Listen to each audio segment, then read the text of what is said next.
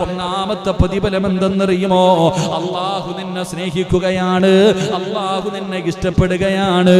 രണ്ട്, അള്ളാഹു നിന്റെ സർവ്വ പാപങ്ങളും അള്ളാഹു അവിടെ നിന്ന് പുറത്തു തരികയാ. മൂന്നാമത്തെ പ്രതിഫലം എന്തെന്നറിയോ? മഹാനായ നബി മുഹമ്മദ് മുസ്തഫ സല്ലല്ലാഹു അലൈഹി വസല്ലമ തങ്ങൾ പറയുകയാണ്, നാളെ പടച്ച റബ്ബിന്റെ പരലോകമുണ്ടല്ലോ. മഹാനായ പ്രവാചകൻ പറയുന്നു, ഇദാ അഹബ്ബല്ലാഹു ഖൗമൻ ഇബ്തിലാ. മഹാനായ പ്രവാചകൻ സല്ലല്ലാഹു അലൈഹി വസല്ലമ തങ്ങൾ പറയുകയാണ്, ഖബറിന്റെ അകത്ത് നിന്ന് എഴുന്നേറ്റ് പോകുന്ന പടച്ച റബ്ബിന്റെ പരലോകമുണ്ടല്ലോ. ഉച്ച സമയത്ത് ഉദിച്ചു നിന്ന സൂര്യന്റെ ചൂടുണ്ടല്ലോ.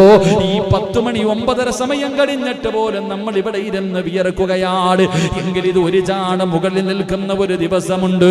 ഈ സീറ്റിന്റെ താഴെ നമുക്കിരിക്കാൻ പറ്റുന്നില്ല.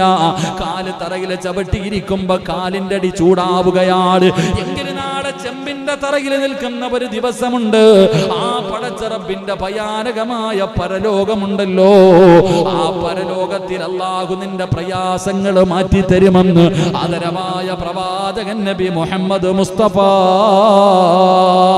സല്ലല്ലാഹു അലൈഹി വസല്ലമ തങ്ങൾ പറയുമ്പോ, പരലോകത്തെ രക്ഷപ്പെടുമെങ്കിൽ പിന്നെ നിനക്കെന്തേ വേണ്ടത്?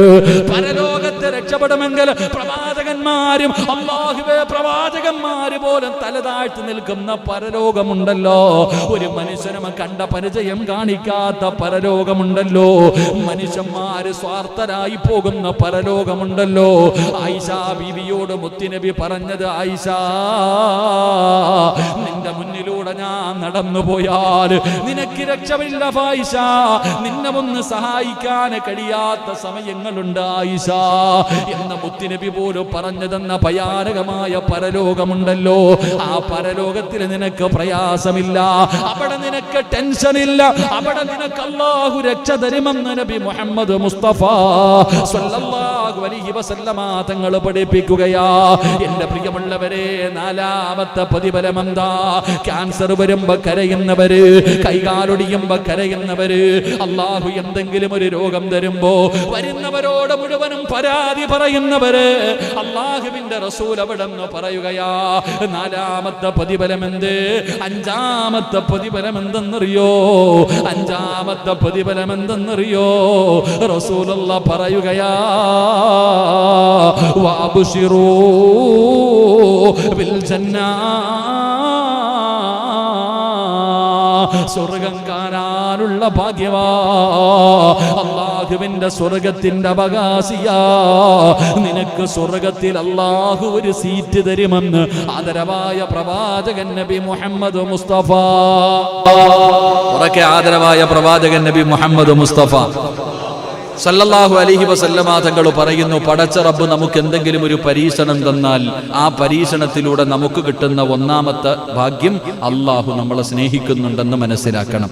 രണ്ട്, നമ്മുടെ ജീവിതത്തിൽ ചെയ്ത പാപങ്ങൾ അല്ലാഹു പുറത്തു തന്നുകൊണ്ടിരിക്കുകയാ, നമ്മുടെ ദറജകൾ ഉയർത്തിക്കൊണ്ടിരിക്കുന്നു. മൂന്ന്, എൻ്റെ പ്രിയപ്പെട്ട സഹോദരങ്ങളെ, നാളെ പടച്ച റബ്ബിന്റെ പരലോകത്ത് നിനക്ക് യാതൊരു ഭയവും വേണ്ട. നിന്റെ പാപങ്ങൾ അല്ലാഹു പൊറുക്കുന്നു. 2, 3, നിന്റെ ദറജകൾ അല്ലാഹു ഉയർത്തുന്നു. 4, നിനക്ക് അല്ലാഹുവിന്റെ പരലോകത്ത് യാതൊരു ഭയവും വേണ്ട.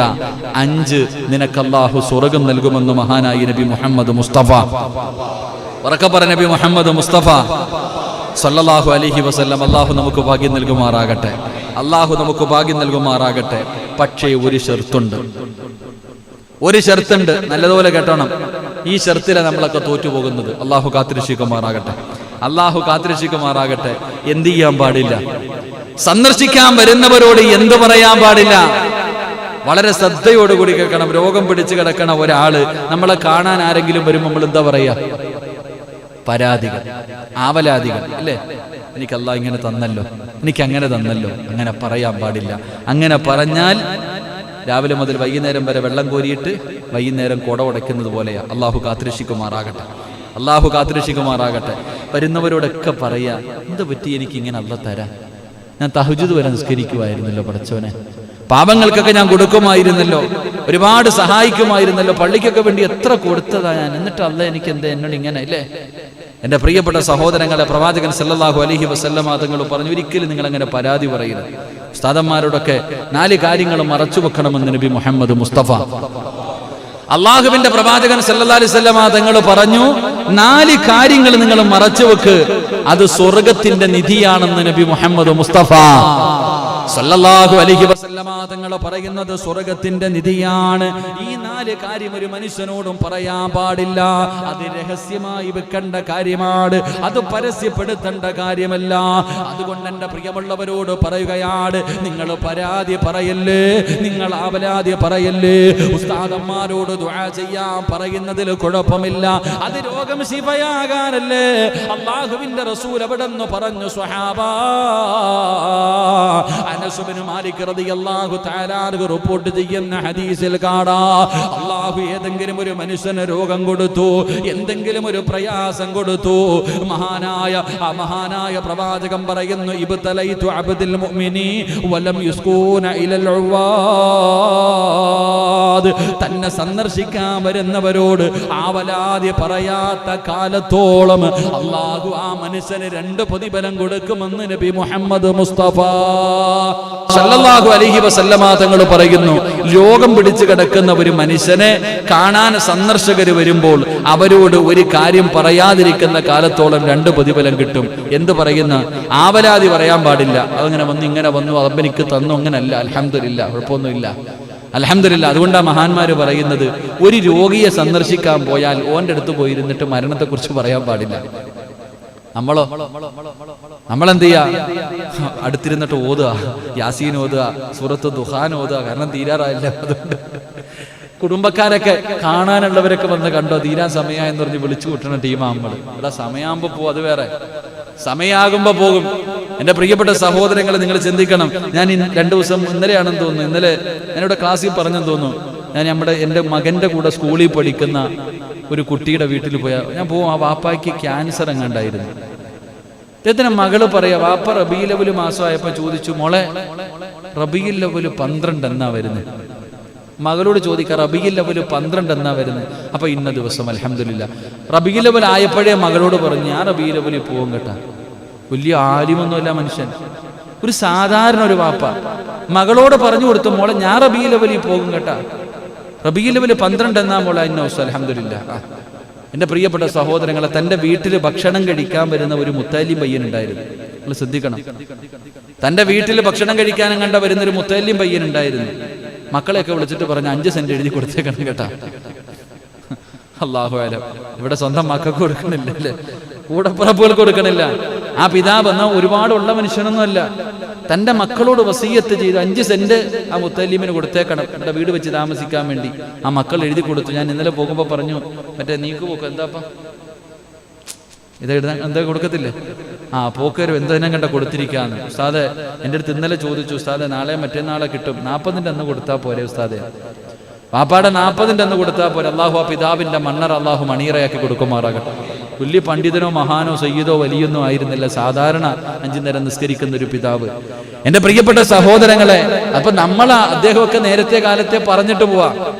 നമ്മളാണെങ്കിലോ അടുത്ത് പോയിരുന്ന് യാസീന് ഓതിയിട്ട് തിരിയും കത്തിച്ച് വെച്ച് ലാ ഇലാഹ ഇല്ലല്ലാഹ്, ചുമ്മാ അവിടെ ഉറങ്ങണ മനുഷ്യൻ്റെ അടുത്ത് പറഞ്ഞു കൊടുക്കുക ലാ ഇലാഹ ഇല്ലല്ലാഹ്, ചുമ്മാതെ.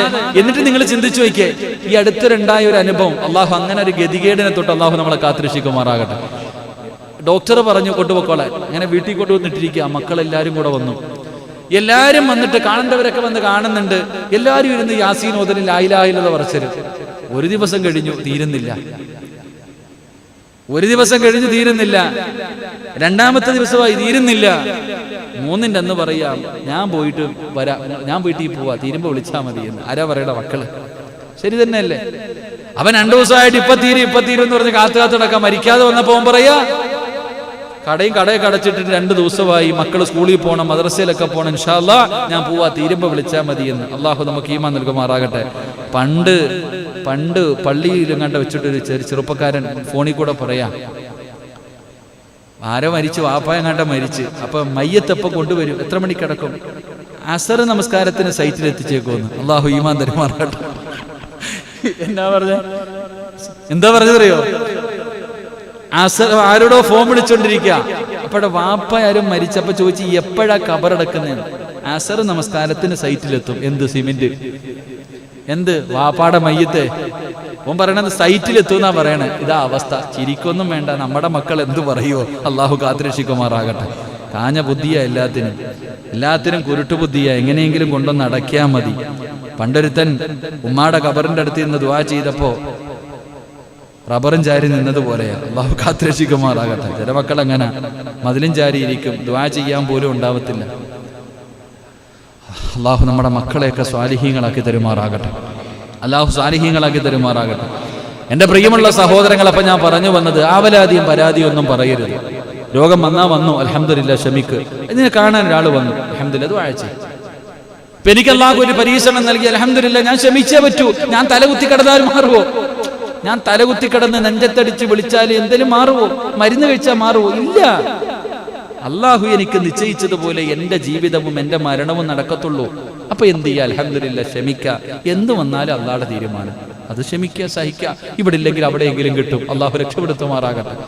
ആഖിറത്തിലെങ്കിലും അള്ളാഹു രക്ഷപ്പെടുത്തുമാറാകട്ടെ. അപ്പൊ വരുന്നവരോട് എന്ത് പറയണം? ദുആ ചെയ്യ്. അൽഹംദുലില്ലാ, കുഴപ്പമൊന്നുമില്ല, നടക്കാം, കേൾക്കാം, നിസ്കരിക്കാം, ഭക്ഷണം കഴിക്കാം. എന്നെക്കാളും കഷ്ടപ്പെട്ട് എത്രയോ പേര് കിടക്കും. അൽഹംദുലില്ലാ, ദുആ ചെയ്യ്. ഇത്ര തന്നെ. അല്ലാതെ പരാതി പറയാൻ പാടില്ല. അപരാധികൾ, എനിക്കിത് വന്നല്ലോ, അങ്ങനല്ല, ഇത് പറയരുത്.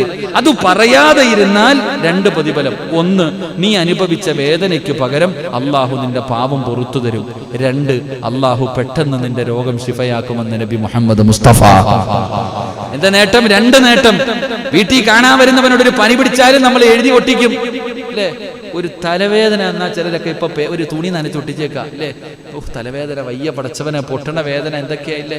തലയിൽ തോർത്തൊക്കെ വെച്ച് കെട്ടുക, ഒരു ചൂട് വന്നാൽ തുണി നനച്ചു വെച്ചിരിക്കുക, പനി. ആരെങ്കിലൊക്കെ നോക്കിയാ ഒരു ജലദോഷം, ചുമ. എന്തിനാപ്പ?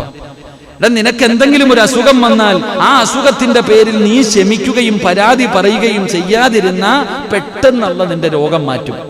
അള്ളാഹു നിന്റെ രോഗം പെട്ടെന്ന് മാറ്റി പഴയതിനേക്കാളും ആരോഗ്യം അള്ളാഹു നിനക്ക് തരും. അതാ മനസ്സിലാക്കണ്ടേ. അള്ളാഹു നിനക്ക് ഉണ്ടായിരുന്ന ആരോഗ്യത്തിനേക്കാൾ നല്ല ആരോഗ്യം അള്ളാഹു തരും. രണ്ട്, നിന്റെ പാപം അള്ളാഹു പൊറുക്കും. അള്ളാഹു ഈമാൻ തരുമാറാകട്ടെ. ഇനി പറയോ പരാതി? ആരോടും പറയരുത്. നിനക്ക് എന്തൊരു ഷാജിക്ക കൈവേദനയാണോ? മിണ്ടിയേക്കരുത്. അള്ളാഹുവോട് പറ. നടുവേദനയാണോ? യാത്രയൊക്കെ ചെയ്ത് വേദനയാണ്, പറയരുത്. അൽഹംദുലില്ലാ, ദുആ ചെയ്യ്. അൽഹംദുലില്ലാ, അൽഹംദുലില്ലാ, എപ്പോഴും അൽഹംദുലില്ലാ, അൽഹംദുലില്ലാ പറഞ്ഞ വലിയ നേട്ടവാ. അള്ളാഹു ഭാഗ്യം തരുമാറാകട്ടെ. ഇല്ല യളമൽ ജസാ മാ യളമൽ ബലാ. കയറ്റം കഴിഞ്ഞാൽ ഇറക്കമുണ്ട്. കയറ്റം കഴിഞ്ഞാ ഇന്ന മഅൽ ഉസ്രി യുസ്റാ. ദുഃഖത്തിന്റെ പുറകിൽ സന്തോഷമുണ്ട്. നീ എന്ന് മനസ്സിലാക്ക്. നിനക്ക് അള്ളാഹു പരീക്ഷണം തരുന്നുണ്ടെങ്കിൽ നീ മനസ്സിലാക്കിക്കൊള്ളണം, നിനക്ക് എന്തോ നല്ലത് വരാൻ പോകുന്നു. അത്ര മനസ്സിലാക്കിയാൽ മതി. നിനക്ക് എന്തെങ്കിലും ഒരു പരീക്ഷണം അള്ളാഹു തരുന്നുണ്ടെങ്കിൽ, നീ വേദന അനുഭവിക്കുന്നുണ്ടെങ്കിൽ നീ മനസ്സിലായിക്കോ, എന്തോ നല്ലത് നിനക്ക് വരാൻ പോകുന്നു. ആ വരാൻ പോകുന്ന നല്ലത് നീ ആയിട്ട് മുടക്കരുത്. അള്ളാഹു കാത്തുരക്ഷിക്കുമാറാകട്ടെ. അള്ളാഹു ഈമാൻ തരുമാറാകട്ടെ. അതുകൊണ്ട് നമുക്ക് എന്തെങ്കിലും ഒരു പരീക്ഷണം അള്ളാഹു തരുമ്പോ പരാതി പറയാതെ ഇരുന്നാൽ കിട്ടുന്ന 3 പ്രതിഫലം. ഒന്ന്, നിന്റെ പാപം പൊറുക്കും. 2, നിനക്ക് അള്ളാഹു പഴയതിനേക്കാളും ആരോഗ്യം തരും. 3, അള്ളാഹു നിന്റെ രോഗം പെട്ടെന്ന് ശിഫയാക്കി തരും. അള്ളാഹു എന്ത് രോഗമുണ്ടെങ്കിലും അള്ളാഹു നമുക്ക് ശിഫ നൽകി അനുഗ്രഹിക്കുമാറാകട്ടെ. അള്ളാഹു ശിഫ നൽകി അനുഗ്രഹിക്കുമാറാകട്ടെ. അൽഹംദുലില്ലാ, സുഖമല്ലേ? സുഖമല്ലേ? പോരാ, ഒന്നുകൂടെ നല്ലതുപോലെ. ഈ വാക്കായിരിക്കണം എപ്പോഴും. സുഖമാണോ എന്ന് ചോദിച്ചാൽ സുഖമാണെന്നല്ല, അൽഹംദുലില്ലാ, റാഹത്ത്, അതെന്നങ്ങ് പറഞ്ഞാൽ മതി. ഇത് എന്നെ വാക്ക്. അള്ളാഹു മരിക്കുന്നത് വരെ നമുക്കങ്ങനെ പറയാൻ ഭാഗ്യം നൽകുമാറാകട്ടെ. അള്ളാഹു ഭാഗ്യം നൽകുമാറാകട്ടെ. അത് പറയുന്നതിലൂടെ ഒരു അൽഹംദുലില്ലയ്ക്ക് അള്ളാഹു കൊടുത്ത പ്രതിഫലം അറിയോ? ഒരു അൽഹംദുലില്ലയ്ക്ക് അള്ളാഹു കൊടുത്ത പ്രതിഫലം എന്താ? പഠിക്കണം നമ്മൾ. അള്ളാഹു നമുക്ക് ഈമാൻ നൽകുമാറാകട്ടെ. 10 മണിയായിപ്പോ ഇല്ലേ? ഇപ്പൊ തന്നെ 10 മണി. 10 മണിയായി. എന്താ, ഞാൻ ഇന്നും വിചാരിക്കും 10 മണിക്ക് നിർത്തണമെന്ന്. എഴുതി വെച്ചതെങ്കിലും ഒന്ന് പറഞ്ഞു തീർക്കണമെന്നുണ്ട്. അള്ളാഹു കാത്തുരക്ഷിക്കുമാറാകട്ടെ. മഹാനായ നബി മുഹമ്മദ് മുസ്തഫ സല്ലല്ലാഹു അലൈഹി വസല്ലമ തങ്ങൾ ഒരു അൽഹംദുലില്ലയുടെ പ്രതിഫലം പറഞ്ഞിട്ട് പോകാം. അള്ളാഹുവിന്റെ പ്രവാചകൻ സല്ലല്ലാഹു അലൈഹി വസല്ലമ തങ്ങളുടെ അബൂ തൽഹ റളിയല്ലാഹു തആല അൻഹു സഹാബിയ. അവിടെ ഒരു മകനുണ്ട്, വല്ലാത്ത സ്നേഹം ആ മകനോട്. എവിടെ പോയാലും കൂടെ കൊണ്ട് നടക്കും. തന്റെ മോനുമായിട്ടേ പോകും. അങ്ങനെ വാപ്പായും മോനും തമ്മിൽ വലിയ സ്നേഹബന്ധം. അങ്ങനെ ഒരിക്കൽ യാത്രയ്ക്ക് പോകുമ്പോൾ തന്റെ പ്രിയപ്പെട്ട ഭാര്യ ഉമ്മു സുലൈം റളിയല്ലാഹു തആല അൻഹ തന്റെ കയ്യിൽ മകനെ ഏൽപ്പിച്ചിട്ട് പറഞ്ഞു, പൊന്നുപോലെ നോക്കിക്കോണം കേട്ടാ, എന്റെ മോനെ നല്ലതുപോലെ നീ നോക്കിക്കൊള്ളണം. അവിടെ നിന്ന് യാത്ര പറഞ്ഞു ചുംബനം കൊടുത്തു പോയി. അബൂ തൽഹ റളിയല്ലാഹു തആല അൻഹു പോയി. കുറച്ച് ദിവസം ഇങ്ങോട്ട് കഴിഞ്ഞപ്പോ മോന് പനി വരാൻ തുടങ്ങി. എന്തു മരുന്ന് കഴിച്ചിട്ടും പനി മാറുന്നില്ല. ഞാൻ ചരിത്രം വിശദീകരിക്കുന്നില്ല. അവിടെ ഒന്നും പനി മാറുന്നില്ല. മരുന്നുകൾ കഴിക്കാൻ തുടങ്ങി, പനി കൂടാൻ തുടങ്ങി. ഭർത്താവാണെങ്കിൽ നാട്ടിലില്ല. എന്റെ പ്രിയമുള്ള സഹോദരങ്ങളെ, അവസാനം അബൂ തൽഹ റളിയല്ലാഹു തആല അൻഹുവിന്റെ മകൻ പനി കൂടി മരണപ്പെട്ടു പോയി. അവിടെ നിന്ന് മരണപ്പെട്ടു, തന്റെ ചെറിയ മകൻ മരണപ്പെട്ടു. അവിടെ നീ എന്ത് ചെയ്യണമെന്നറിയില്ല, ഭർത്താവ് നാട്ടിലില്ല, എന്ത് ചെയ്യണമെന്നറിയില്ല. മഹദി ഉമ്മു സുലൈം റളിയല്ലാഹു തആല കുറേ നേരം കരഞ്ഞുകൊണ്ടിരുന്നു. എന്നിട്ട് നേരെ ഇലാ ഹദ്റത്തി റസൂലില്ലാ സ്വല്ലല്ലാഹു അലൈഹി വസല്ലം, അള്ളാഹുവിന്റെ പ്രവാചകന്റെ മുന്നിൽ പോയിട്ട് പറഞ്ഞു, നബിയെ, അല്ലാഹ് എനിക്ക് തന്ന എന്റെ പൊന്നുമോൻ മരിച്ചുപോയി നബിയെ. റസൂലുള്ളാഹി തങ്ങൾ പറഞ്ഞു, ഇന്നാ ലില്ലാഹി വ ഇന്നാ ഇലൈഹി റാജിഊൻ. ഉമ്മു സുലൈം, ക്ഷമിക്ക്, അൽഹംദുലില്ലാ പറ. സ്വന്തം മകൻ മരിച്ചുപോയെന്ന് അള്ളാഹുവിന്റെ പ്രവാചകൻ സല്ലല്ലാഹു അലൈഹി വസല്ലം തങ്ങളുടെ മുന്നിൽ പോയി പറഞ്ഞ പെണ്ണിനോട്, ഉമ്മു സുലൈമിനോട് പ്രവാചകൻ പറഞ്ഞു, നീ ക്ഷമിക്ക്, ഇന്നാ ലില്ലാഹി വ ഇന്നാ ഇലൈഹി റാജിഊൻ, നീ ക്ഷമിക്ക്. എന്നിട്ട് പറഞ്ഞു, അല്ലാഹനെ നീ സ്തുതിക്ക്, അൽഹംദുലില്ലാ പറ. ഉമ്മു സുലൈം റളിയല്ലാഹു തആല അൻഹ അൽഹംദുലില്ലാ പറഞ്ഞു. എന്റെ പ്രിയപ്പെട്ട സഹോദരങ്ങളെ, രണ്ടാമത്തെ ചോദ്യം, ഭർത്താവ് നാട്ടിലില്ല, ഭർത്താവ് നാട്ടിലില്ല, വരുന്നത് വരെ കാത്തു നിൽക്കണോ നബിയെ, ഖബറടക്കണോ നബിയെ? അള്ളാഹുവിന്റെ പ്രവാചകൻ സല്ലല്ലാഹു അലൈഹി വസല്ലം തങ്ങൾ പറഞ്ഞു ഖബറടക്കാൻ. അങ്ങനെ തന്റെ പൊന്നാര മകനെ കുളിപ്പിച്ചു ഒരുക്കി അങ്ങനെ അവിടെ നിന്ന് ഖബറടക്കി. ദിവസങ്ങൾ കഴിഞ്ഞു. ഒരു ദിവസം രാത്രി ഉമ്മു സുലൈം റളിയല്ലാഹു തആല ഒരു ദിവസം രാവിലെ ഇരുന്ന് വല്ലാത്ത പ്രയാസവാ. കാരണം നാളെ തന്റെ പ്രിയപ്പെട്ട ഭർത്താവ് യാത്ര കഴിഞ്ഞ് വീട്ടിലേക്ക് മടങ്ങി വരികയാണ്. മകൻ മരിച്ച വാർത്ത അറിഞ്ഞിട്ടില്ല. തന്റെ പൊന്നാര മകൻ മരണപ്പെട്ട വാർത്ത അറിഞ്ഞിട്ടില്ല. നാളെ ഭർത്താവ് വീട്ടിലേക്ക് കയറി വരികയാ. എന്തു പറയും? ഉമ്മു സുലൈം റളിയല്ലാഹു തആല അൻഹ വല്ലാതെ കരച്ചലാണ്. എന്റെ പ്രിയമുള്ള സഹോദരങ്ങളെ, പിറ്റേ ദിവസമുണ്ടല്ലോ, അബൂ തൽഹ റളിയല്ലാഹു തആല അൻഹു യാത്ര കഴിഞ്ഞ് വീട്ടിലേക്ക് കടന്നു വരികയാണ്. വീട്ടിലേക്ക് കടന്നു വരുമ്പോ ഉമ്മു സുലൈം റളിയല്ലാഹു തആല അൻഹു ചിരിക്കുന്ന മുഖത്തോടെ ഒരുങ്ങി വീടിന്റെ കവാടത്തിൽ നിൽക്കുകയാ. ഭാര്യ എന്ന് പറഞ്ഞാൽ അങ്ങനെയാണ്. വീടിന്റെ കവാടത്തിന്റെ മുന്നിൽ പ്രിയപ്പെട്ട ഭർത്താവ് വരുമ്പോ ചിരിക്കുന്ന മുഖത്തോടെ കടന്നു നിൽക്കുന്നു. അവിടുന്ന് തൽഹ റളിയല്ലാഹു തആല അൻഹു സലാം പറഞ്ഞു. ചിരിക്കുന്ന മുഖത്തോടെ സലാം അടക്കി തന്റെ പ്രിയപ്പെട്ട ഭർത്താവിനെ വീടിന്റെ അകത്തേക്ക് വിളിച്ചു കയറ്റി. ഉടനെ ചോദിക്കുന്നു, ഉമ്മു സുലൈം, നമ്മുടെ പൊന്നുമോൻ എവിടെ പോയി? അവിടെ നിന്ന് പറഞ്ഞു, ഒരു സ്ഥലം വരെ പോയിരിക്കുകയാണ്, മരിച്ചെന്ന് പറഞ്ഞില്ല. കാരണം ഭർത്താവ് വീട്ടിലേക്ക് മാസങ്ങൾ കഴിഞ്ഞ് വരികയാണ്. മരിച്ചെന്ന് പറഞ്ഞാൽ ആ പാപത്തിന്റെ നെഞ്ചു പൊട്ടുമല്ലോ. അതുകൊണ്ട് അവിടെ നിന്ന് പറഞ്ഞു ഒരു സ്ഥലം വരെ പോയിരിക്കുകയാ. വീടിന്റെ അകത്ത് കടന്നു വന്നു. കഴിക്കാൻ ഭക്ഷണം കൊടുത്തു, കുളിക്കാൻ വെള്ളമെടുത്തു കൊടുത്തു. എന്നിട്ട് രണ്ടുപേരും കൂടെ പടച്ചവനെ, ഉമ്മു സുലൈം റളിയല്ലാഹു തആല അവിടെന്ന് ചിന്തിച്ചു, അല്ലാ, എന്റെ ഭർത്താവിന് വികാരമുണ്ടാകുമല്ലോ, അത് സാധിപ്പിച്ചു കൊടുക്കേണ്ടത് എന്റെ കടമയാണല്ലോ. മകൻ മരിച്ച വേദന മുഴുവനും മനസ്സിന്റെ ഉള്ളിൽ കടിച്ചമർത്തി. രണ്ടുപേരും കൂടെ കിടപ്പറയിൽ കിടക്കുകയാണ്, ശാരീരികമായി ബന്ധപ്പെടുകയാണ്. അങ്ങനെ ബന്ധപ്പെട്ട് കഴിഞ്ഞപ്പോ ഉമ്മു സുലൈം റളിയല്ലാഹു തആല അൻഹ അവിടുന്ന് തന്റെ ഭർത്താവിനോടൊരു ചോദ്യം ചോദിക്കുകയാ. തൽഹ, ആരെങ്കിലും അമാനത്തായി ഒരു സാധനം നൽകിയാൽ തിരിച്ചു ചോദിക്കുമ്പോ കൊടുക്കണോ തൽഹ? ബുദ്ധിയുള്ള പെണ്ണെങ്ങനെയാണ്? അവിടെന്ന് ചോദിച്ചു, ഏതെങ്കിലും ഒരു മനുഷ്യൻ അമാനത്തായി ഒരു സാധനം നൽകി അത് തിരിച്ചു ചോദിക്കുമ്പോ കൊടുക്കണോ തൽഹ? അതാ ഉമ്മു സുലൈം റളിയല്ലാഹു തആല അൻഹ അബൂ തൽഹ റളിയല്ലാഹു തആല അൻഹുവിന്റെ നെഞ്ചിൽ കിടക്കുകയാണ്. അവിടെന്ന് പറഞ്ഞു, മണ്ടി പെണ്ണ്, ഏ ഉമ്മു സുലൈം, നിനക്കിതുവരെ അറിയില്ലേ അമാനത്ത് തിരിച്ചു ചോദിച്ചാ കൊടുക്കണമെന്ന്? അത് കൊടുക്കൽ നിർബന്ധമാണല്ലോ. അതാ ഉമ്മു സുലൈം കരയുകയാണ്. അതുവരെ ക്ഷമിച്ചിരുന്ന ഉമ്മു സുലൈമിന്റെ കണ്ടടങ്ങൾ നിറയുകയാണ്. അബൂ തൽഹ ചോദിക്കുന്നു, എന്തിനാ പെണ്ണെ നീ കരയുന്നത്? അവിടെ പറഞ്ഞു കൊടുത്തു, തൽഹ, അല്ലാഹ് അമാനത്തായി നമുക്കൊരു മകനെ തന്നല്ലോ, അവനെ അല്ലാഹു തന്നെ തിരിച്ചെടുത്തു തൽഹ.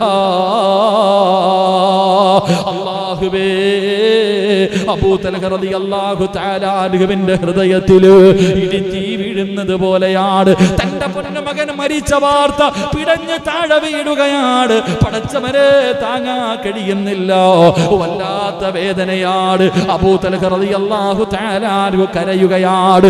റബ്ബേ, ഏറ്റവും ഏറ്റവും വലിയ വേദന എന്തെന്നറിയുവോ? തന്റെ ഭാര്യ എന്നോട് പറഞ്ഞില്ല, ഞാൻ വീട്ടിൽ വന്നപ്പോ എന്നോട് പറഞ്ഞില്ലല്ലോ.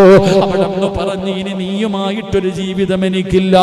ഇലാ ഹദ്റത്തി റസൂലില്ലാഹ്, അല്ലാഹുവിന്റെ പ്രവാചകൻ സല്ലല്ലാഹു അലൈഹി വസല്ലമ തങ്ങളുടെ മുന്നിലേക്ക് അബൂ തൽഹ റളിയല്ലാഹു തആല അൻഹു ഓടുകയാണ്. യാ റസൂലല്ലാഹ്, അല്ലാഹുവിന്റെ നബിയേ, ഉമ്മു സുലൈമിനെ എനിക്ക് വേണ്ട നബിയേ, ഉമ്മു സുലൈമിനെ എനിക്ക് വേണ്ട നബിയേ. അല്ലാഹുവിന്റെ പ്രവാചകൻ ചോദിക്കുന്നു, കാരണം എന്താ?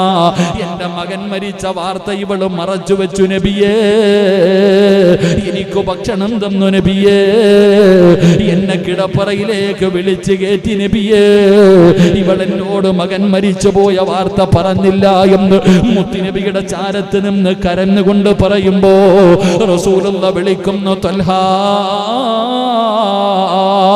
നീ എത്ര വലിയ ഭാഗ്യവാനാ തൽഹാ, ഇതുപോലെ ഒരു നല്ല പെണ്ണിനെ അല്ലാഹു നിനക്ക് ഭാര്യയാക്കി തന്നില്ലേ. അല്ലാഹുവേ, ഉപ്പയെക്കാലും വേദന ഉമ്മയ്ക്കല്ലേ? 9.5 മാസക്കാലം ഗർഭം ചുമന്ന് മരണവേദനയുടെ വേദനയും നൊന്ത് പ്രസവിച്ചത് ഉമ്മയല്ലേ? പാല് കൊടുത്തത് ഉമ്മയല്ലേ? ഏതുമ്മയ്ക്കാ തന്റെ പൊന്നാര മകനെ മരിച്ചെന്ന് കേട്ടാ സഹിക്കാൻ കഴിയുക? അബൂ തൽഹ റളിയല്ലാഹു തആല അൻഹുവിനോട് അല്ലാഹുവിന്റെ പ്രവാചകൻ അവിടെന്ന് പറയുകയാണ്, ശമിക്കബൂ തൽഹാ, ശമിക്കബൂ തൽഹാ, ഇന്നലെ രാത്രി നിങ്ങൾ ബന്ധപ്പെട്ടതിലൂടെ അല്ലാഹു നിനക്കൊരു പൊന്നുമോനെ തരും, അല്ലാഹു ബർക്കത്ത് ചെയ്യുമെന്ന് നബി മുഹമ്മദ് മുസ്തഫ സല്ലല്ലാഹു അലൈഹി വസല്ലമ തങ്ങൾ അബൂ തൽഹ റളിയല്ലാഹു തആല അൻഹു ചെന്നിട്ട് പറഞ്ഞു, നബിയേ, ഇവളെ എനിക്ക് വേണ്ട നബിയേ, കാരണം എന്റെ മകൻ മരിച്ച വാർത്ത വീട്ടിൽ കയറി വന്നപ്പോ എന്നോട് പറഞ്ഞില്ല, എനിക്ക് കഴിക്കാൻ ഭക്ഷണം നൽകി, ശാരീരികമായി ബന്ധപ്പെടാൻ എന്നെ കിടപ്പറയിൽ വിളിച്ചു നബിയേ. അല്ലാഹുവിന്റെ റസൂൽ സല്ലല്ലാഹു അലൈഹി വസല്ലമ തങ്ങൾ ചോദിച്ചു, നിനക്ക് അല്ലാഹ് ഇങ്ങനെ ഒരു പെണ്ണിനെ തന്നില്ലേ? നിനക്ക് അല്ലാഹു ഇങ്ങനെ ഒരു ഭാര്യ നിനക്ക് തന്നില്ലേ? ഇതിനെക്കാളും നിനക്ക് എന്താ വേണ്ടേ? ഇന്നലെ നിങ്ങൾ ബന്ധപ്പെട്ടതിലൂടെ അല്ലാഹു നിങ്ങൾക്കൊരു ആൺകുട്ടിയെ തരും, അല്ലാഹു അവനിൽ ബർക്കത്ത് ചെയ്യുമെന്ന് നബി മുഹമ്മദ് മുസ്തഫ. ഗർഭിണി പോലും ആയില്ല, അതിനു മുമ്പേ മുത്തുനബി പറഞ്ഞു കൊടുത്തു. അല്ലാഹു ഈമാൻ തരുമാറാകട്ടെ. മനസ്സിലാക്കേണ്ടത് അവിടെ ഗർഭിണി പോലും ആയില്ല, ഇന്നലെ നിങ്ങൾ ബന്ധപ്പെട്ടതിലൂടെ അല്ലാഹു നിങ്ങൾക്കൊരു മകനെ തരും. എന്റെ പ്രിയപ്പെട്ട സഹോദരങ്ങൾ, അബൂ തൽഹ റളിയല്ലാഹു തആല അൻഹുവും പ്രിയപ്പെട്ട ഭാര്യയും വീട്ടിലേക്ക് പോയി. ഉമ്മു സുലൈം റളിയല്ലാഹു തആല അൻഹു ഗർഭിണിയായി 9.5 മാസം കഴിഞ്ഞു പ്രസവിച്ചു. അബൂ തൽഹ റളിയല്ലാഹു തആല അൻഹു വീടിന്റെ വാതിലിൽ നിൽക്കുക. അവിടെ നിന്ന് വന്ന് പറഞ്ഞു, ഉമ്മു സുലൈം പ്രസവിച്ചു. അബൂ തൽഹ റളിയല്ലാഹു തആല അൻഹുവിനോട് പറഞ്ഞു, പ്രസവിച്ചു, ആൺകുട്ടിയാ. അബൂ തൽഹ റളിയല്ലാഹു തആല അൻഹു പറഞ്ഞു, പാല് കൊടുക്കരുത്, പാല് കൊടുക്കരുത്. അവിടെ അബൂ തൽഹ റളിയല്ലാഹു തആല അൻഹു പറഞ്ഞു, പാല് കൊടുക്കരുത്. ചോരക്കുഞ്ഞിനെ എടുത്തുകൊണ്ട് ഓടുകയാണ് ഇലാ ഹദ്റത്തി റസൂലില്ലാഹ്. മുത്തുനബിയുടെ ചാരത്ത് ചെന്നിട്ട് പറയുന്നു, നബിയേ, അല്ലാഹു എനിക്ക് സന്തോഷം നൽകി നബിയേ, അല്ലാഹു എനിക്ക് സമാധാനം നൽകി. ദുഃഖത്തിന്റെ പുറകിൽ സന്തോഷമുണ്ടല്ലോ. അല്ലാഹു എനിക്ക് പൊന്നുമോനെ നൽകി, പ്രവാചകന്റെ കയ്യിൽ കൊണ്ടുകൊടുത്തു. അല്ലാഹുവിന്റെ റസൂൽ ഇതുപോലെ ഭാഗ്യമാർക്കാ. അല്ലാഹുവേ, ആ പൊന്നുമകന് അല്ലാഹുവിന്റെ പ്രവാചകന് ബാങ്ക് മിക്കാമത്തും കൊടുത്തു. ബാങ്ക് മിക്കാമത്തും മുത്തുനബിയാണ് ചെവിയിൽ കൊടുത്തത്. റബ്ബേ, അബ്ദുല്ലാ എന്ന് പേരിട്ടു, അബ്ദുല്ലാ എന്ന് പേരിട്ടു. ഈത്തപ്പഴമെടുത്ത് വായിക്കകത്ത് വെച്ച് ചവച്ചരച്ചിട്ട് അല്ലാഹുവിന്റെ റസൂലിന്റെ ശറഫാക്കപ്പെട്ട കൈകൊണ്ട് ആ ഈത്തപ്പഴം കുഞ്ഞിന്റെ വായിൽ മധുരം വെച്ച് കൊടുക്കുകയാ. എന്റെ പ്രിയമുള്ളവരെ, അബ്ദുല്ല ആരാ എന്നറിയോ? അബ്ദുല്ലയുടെ ചരിത്രം അറിയുവോ? അല്ലാഹുവിന്റെ വിശുദ്ധമായ ഖുർആൻ മുഴുവനും കാണാതെ പഠിച്ചു. അബ്ദുല്ല ഹാഫിളായി, അബ്ദുല്ല ഹാഫിളായി. അവിടുന്ന് പ്രായപൂർത്തിയായി, അവിടുന്ന് വിവാഹം കഴിച്ചു. 11 മക്കള് ജനിച്ചു. അബ്ദുല്ലയ്ക്ക് 11 മക്കളുണ്ടായി. ആ 11 മക്കളും ഹാഫിളീങ്ങളായെന്ന് ചരിത്രം പറയുമ്പോ ഇല്ലാ യലമൽ ജസാ മഅയലമൽ ബലാ. ഉമ്മു സുലൈം പറഞ്ഞ ഒരു അൽഹംദുലില്ലയുടെ പ്രതിഫലമാ. അതുകൊണ്ട് മറന്നു പോകരുത്. അല്ലാഹു നമുക്ക് ഈമാൻ നൽകി അനുഗ്രഹിക്കുമാറാകട്ടെ. അതുകൊണ്ട് എന്റെ പ്രിയമുള്ള സഹോദരങ്ങളോട്, രോഗങ്ങളും പ്രയാസങ്ങളും വേദനകളും കടന്നു വരുമ്പോ ക്ഷമിക്കാനുള്ള ഒരു മനസ്സ് നമുക്ക് വേണം. റബ്ബിനോട് ദുആ ചെയ്യണം. മഹാനായ ആദരവായ പ്രവാചകൻ നബി മുഹമ്മദ് മുസ്തഫ സല്ലല്ലാഹു അലൈഹി വസല്ലമ തങ്ങള് ഒരുപാട് വേദന സഹിച്ച പ്രവാചകനാ. ഒരുപാട് വേദനകൾ സഹിച്ചല്ലോ. അല്ലാഹുവിന്റെ പ്രവാചകന്റെ മുന്നിലേക്ക് മുഖറബുൽ അംലാഖ് മലക്ക് ജിബ്രീൽ അലൈഹിസ്സലാം കടന്നു വന്നിട്ട് പ്രവാചകനോട് അവിടുന്ന് മരണത്തിന് വേണ്ടി ഒരുങ്ങാൻ പറയുകയാണ്. അല്ലാഹുവിന്റെ റസൂലിനോട് തയ്യാറെടുക്കാൻ പറയുകയാണ്. ഇസ്തിഗ്ഫാറുകൾ അധികമായി പറയാൻ പറയുകയാണ്. റബ്ബിനോട് തൗബ ചെയ്തു മടങ്ങാൻ പറയുകയാണ്. റബ്ബേ, അല്ലാഹുവിന്റെ പ്രവാചകൻ അവിടുന്ന് വിളിക്കുന്നു, ബിലാലേ. മുത്തുനബിയുടെ വഫാത്തിന്റെ സമയമെടുത്തപ്പോ റസൂലുള്ളാഹിയോട് ഒരുങ്ങാൻ പറഞ്ഞപ്പോ ലോകത്തിന്റെ നേതാവ് വിളിക്കുന്നു, ബിലാൽ, ഞാൻ ഹജ്ജിന് പോകാൻ പോവുകയാണ്. ഞാൻ ഹജ്ജിന് പോകാൻ പോകുകയാണ്. അതുകൊണ്ട് ജനങ്ങൾ കൂടുന്ന സ്ഥലങ്ങളിൽ പോയി എന്റെ കൂടെ ഹജ്ജിന് വരാൻ മനസ്സുള്ളവരൊക്കെ തയ്യാറെടുക്കാൻ വിളിച്ചു പറയുകയാ. മഹാനായ സയ്യിദുനാ ബിലാൽ റളിയല്ലാഹു തആല അൻഹു ജനങ്ങൾ കൂടുന്ന സ്ഥലങ്ങളിൽ മുഴുവനും പോയി വിളിച്ചു പറയുകയാണ്.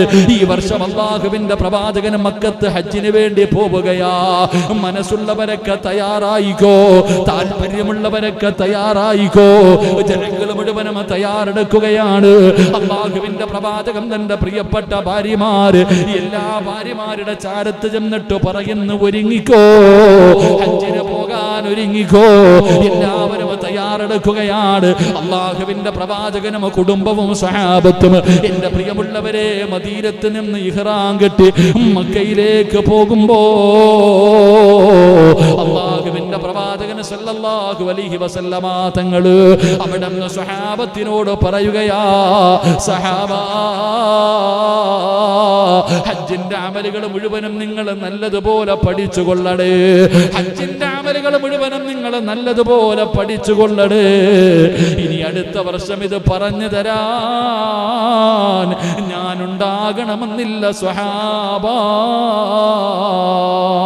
മരണത്തിന്റെ സൂചന കൊടുക്കുകയാ, വഫാത്തിന്റെ സൂചന കൊടുക്കുകയാ. അടുത്ത വർഷം ഞാൻ ഉണ്ടാകണമെന്നില്ല. അടുത്ത വർഷം ഹജ്ജിന് ഞാൻ ഉണ്ടാകണമെന്നില്ല. അതുകൊണ്ട് നിങ്ങളെല്ലാവരും ഹജ്ജിന്റെ അമലുകൾ എങ്ങനെയാണ് ഹജ്ജ് ചെയ്യേണ്ടതെന്ന് നിങ്ങൾ നല്ലതുപോലെ പഠിച്ചുകൊള്ളണേ സഹാബാ. അല്ലാഹുവിന്റെ റസൂൽ അവിടുന്ന് സൂചന കൊടുക്കുകയാ. പടച്ച റബ്ബേ, സ്വഹാബാക്കളിൽ പലരും ഇരുന്ന് കരയുകയാണ്. പലർക്കും അതത്ര ദഹിച്ചില്ല. മുത്തുനബിയുടെ വഫാത്തിനെ കുറിച്ചുള്ള സൂചനയാണ് പ്രവാചകൻ കൊടുക്കുന്നത്. എന്റെ പ്രിയമുള്ളവരെ, അവിടുന്ന് ഹജ്ജിന് പോയി റസൂലുള്ളാഹി തങ്ങൾ ഓരോ അമലുകളും കാണിച്ചു കൊടുക്കുകയാണ്. അവസാനം അല്ലാഹ് 1,24,000 പരം വരുന്ന സ്വഹാബത്തിന് സാക്ഷി നിർത്തിയിട്ട് അല്ലാഹുവിന്റെ പ്രവാചകൻ ഒരു പ്രഭാഷണം നടത്തിയല്ലോ. ലോക പ്രശസ്തമായ പ്രഭാഷണമാണ് അറഫ പ്രഭാഷണം. അറഫയുടെ മൈതാനയിൽ വെച്ച് അല്ലക്കും അൽയൗമ അക്മൽതു ലക്കും ദീനക്കും വഅത്മംതു അലൈക്കും നിഅമതി വറദിതു ലക്കുമുൽ ഇസ്ലാമ ദീനാ. ഈ ആയത്തങ്ങ് ഓതുമ്പോ ഇസ്ലാം പരിപൂർണമായിരിക്കുകയാണ്. ഇസ്ലാം പരിപൂർണമായിരിക്കുകയാണ്. ഈ ആയത്ത് മുത്തുനബി അവിടെന്ന് പറഞ്ഞു കൊടുക്കുമ്പോ സ്വഹാബത്ത് സന്തോഷിക്കുകയാണ്. അവര് സന്തോഷം കൊണ്ട് തുള്ളിച്ചാടുമ്പോ സുബ്ഹാനല്ലാഹ്, സഹാബാക്കൾ മുഴുവനും സന്തോഷത്തോടെ ഇരിക്കുമ്പോ രണ്ടുപേരിരുന്ന് കരയുകയാ. ആരാ? മഹാനായ സയ്യിദുനാ അബൂബക്കർ സിദ്ദീഖ് റളിയല്ലാഹു തആല അൻഹു, മഹാനായ സയ്യിദുനാ ഉമർ ഇബ്നുൽ ഖത്താബ് റളിയല്ലാഹു തആല അൻഹു അവിടെ ഇരുന്ന് കരയുകയാണ്. എന്തിനാണ് എല്ലാവരും സന്തോഷിക്കുമ്പോൾ കരയുന്നത്? ഇസ്ലാം പൂർത്തിയായല്ലോ, ഇസ്ലാം പരിപൂർണമായല്ലോ. എന്തിനാണ് കരയുന്നതെന്ന് അബൂബക്കർ തങ്ങളോട് ചോദിക്കുമ്പോ അവിടെന്ന് പറയുന്ന സ്വഹാബാ, ഇസ്ലാം പരിപൂർണമായാൽ ഇനിയൊരു പ്രവാചകന്റെ ആവശ്യമില്ലല്ലോ. അള്ളാന്റെ റസൂലിന്റെ വഫാത്ത് അടുത്തിരിക്കുകയാ. മരണമെടുത്തതിന്റെ സൂചനയാ, മരണമെടുത്തതിന്റെ സൂചനയാ. മഹാനായ പ്രവാചകൻ സല്ലല്ലാഹു അലൈഹി വസല്ലമ തങ്ങളുടെ മുഖത്തിലേക്ക് അബൂബക്കർ തങ്ങളും ഉമർ ഇബ്നുൽ ഖത്താബ് തങ്ങളും നോക്കുകയാണ്. റസൂലുള്ള ചിരിക്കുകയാണ്, റസൂലുള്ള ചിരിക്കുകയാണ്. സ്വഹാബത്ത് രണ്ടും കരയുമ്പോ പ്രവാചകൻ ഇരുന്ന് ചിരിക്കുകയാ. എന്റെ പ്രിയമുള്ളവരെ, പ്രവാചകന്റെ അറഫാ പ്രഭാഷണം, ആ നസീഹത്ത് തന്നെ ഒരു ദിവസം വാഴ്ന്നു പറയാനുണ്ട്. അങ്ങനെ അല്ലാഹുവിന്റെ പ്രവാചകൻ പടച്ചവനെ സ്വഹാബികളുമായി ഹജ്ജിന്റെ അമലുകൾ മുഴുവനും അവിടുന്ന് ചെയ്ത് കാണിച്ചു കൊടുക്കുകയാ, അവിടുന്ന് പഠിപ്പിച്ചു കൊടുക്കുകയാണ്. എന്റെ പ്രിയമുള്ള സഹോദരങ്ങളെ, അവസാനം അവിടുന്ന് ഹജ്ജ് കഴിഞ്ഞു. റസൂലുള്ള കഅബാലയത്തോട് വിട പറയുകയാണ്.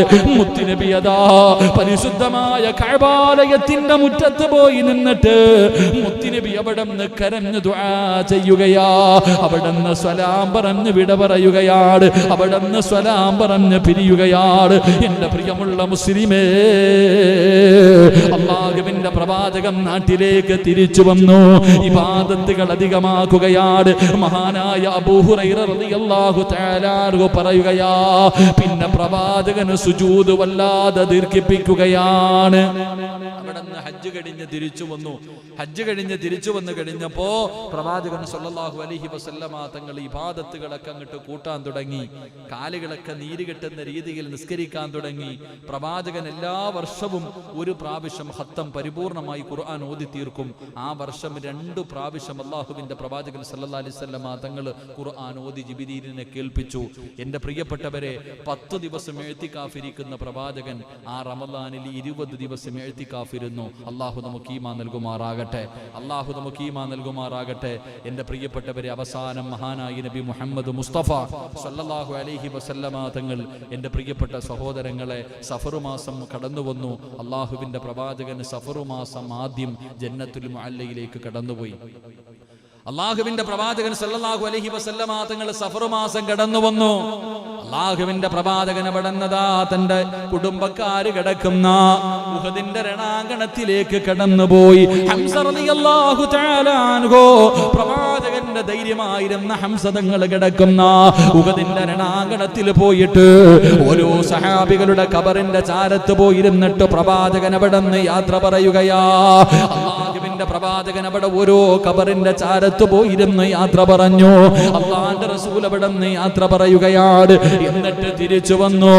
എന്റെ പ്രിയമുള്ളവരെ, സഫർ അവസാനമാകുമ്പോ അല്ലാഹുവിന്റെ പ്രവാചകന് ജന്നത്തുൽ ബഖീയിലേക്ക് കടന്നു പോവുകയാ. അല്ലാഹുവേ, തന്റെ ഭാര്യമാര് കിടക്കുന്ന, തന്റെ പൊന്നാര മക്കള് കിടക്കുന്ന ജന്നത്തുൽ ബഖീയിൽ അല്ലാഹുവിന്റെ പ്രവാചകന് പാതിരാത്രിയാണ് കടന്നു പോകുന്നത്. റസൂലുള്ളാഹി തങ്ങൾ കടന്നു ചെന്നു.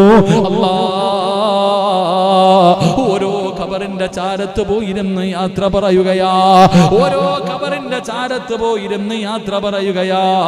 അല്ലാഹുവിന്റെ പ്രവാചകൻ സല്ലല്ലാഹു അലൈഹി വസല്ലമ തങ്ങൾ അവിടുന്ന് യാത്ര പറഞ്ഞു.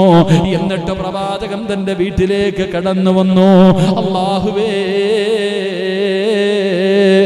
റസൂലുള്ളാഹി തങ്ങൾ മരണത്തിന്റെ അടയാളങ്ങൾ സ്വഹാബത്തിന് പറഞ്ഞു കൊടുക്കുകയാ. അല്ലാഹുവിന്റെ പ്രവാചകന് തന്റെ സ്വഹാബത്തിന് മരണത്തിന്റെ അടയാളങ്ങൾ പറഞ്ഞു കൊടുക്കുകയാ. പലർക്കും മനസ്സിലായി പ്രവാചകന്റെ വഫാത്ത് അടുത്തെന്ന്. എന്റെ പ്രിയമുള്ളവരെ, പല പല കാര്യങ്ങളും പ്രവാചകന് പെട്ടെന്ന് ചെയ്യാൻ തുടങ്ങി. ഒരുപാട് വഹി വരാൻ തുടങ്ങി. ഏറ്റവും കൂടുതൽ വഹി വന്നിരുന്ന സമയം എപ്പോഴാണ്? ജിബ്രീൽ അല്ലാഹുവിന്റെ റസൂലിനെ കാണാൻ വന്നു തുടങ്ങി. പരിശുദ്ധമായ ഖുർആനിലെ അവസാന ആയത്തിറങ്ങി. എന്റെ പ്രിയമുള്ള സഹോദരാ, അല്ലാഹുവിന്റെ പ്രവാചകൻ സല്ലല്ലാഹു അലൈഹി വസല്ലമ തങ്ങൾ സഫറിന്റെ അവസാനത്തെ ബുധനാഴ്ച എത്തുമ്പോ പ്രവാചകന് വല്ലാത്ത ഒരു തലവേദന വരികയാണ്. മുത്തുനബിക്ക് വല്ലാത്ത ഒരു തലവേദന എടുക്കുകയാ. പ്രവാചകന് ജന്നത്തുൽ ബഖീയിൽ ഒരു മയ്യത്ത് ഖബറടക്കിയിട്ട് വരികയാണ്. റസൂലുള്ളാഹി തങ്ങൾ നടന്നു വരുമ്പോ തലയ്ക്കകത്ത് വല്ലാത്ത വേദനയാണ്, സഹിക്കാൻ കഴിയാത്ത വേദന. തലവേദനയാണ്. അള്ളാഹുവിന്റെ പ്രവാചകന് തലവേദന സഹിക്കാൻ കഴിയാതെ വീട്ടിലേക്ക് കടന്നു വരുമ്പോ കാണുന്ന രംഗമെന്തെന്നറിയോ? അള്ളാഹുവിന്റെ പ്രവാചകൻ ആയിഷ ബീബി റളിയല്ലാഹു തആല അൻഹയുടെ വീടിന്റെ അകത്തേക്ക് കടന്നു വരുമ്പോ സുബ്ഹാനല്ലാഹ്, ആയിഷ ബീബി കടന്ന് നിലവിളിക്കുകയാ, ആയിഷ ബീബി കടന്ന് കരയുകയാ. മുത്തുനബി ചോദിക്കുന്നു, എന്തേ ആയിഷ? യാ റസൂലല്ലാഹ്, എന്തൊരു വേദനയാ നബിയേ, തലവേദന സഹിക്കാൻ കഴിയുന്നില്ല നബിയേ, തല പൊട്ടുന്ന വേദനയാണ് നബിയേ. അള്ളാഹുവിന്റെ പ്രവാചകന് തലവേദന കാരണം, റസൂലുള്ള തലവേദന കാരണം വീട്ടിലേക്ക് കടന്നു വരുമ്പോ വീടിന്റെ അകത്ത് കിടന്ന് കരയുന്നതാരാ? തന്റെ പ്രിയപ്പെട്ട ഭാര്യയാണ്, തന്റെ പ്രിയപ്പെട്ട ഭാര്യയാണ്. റസൂലുള്ളാഹിന് തലവേദനിച്ചപ്പോ തന്റെ പ്രിയപ്പെട്ട ഭാര്യ മഹദി ആയിഷ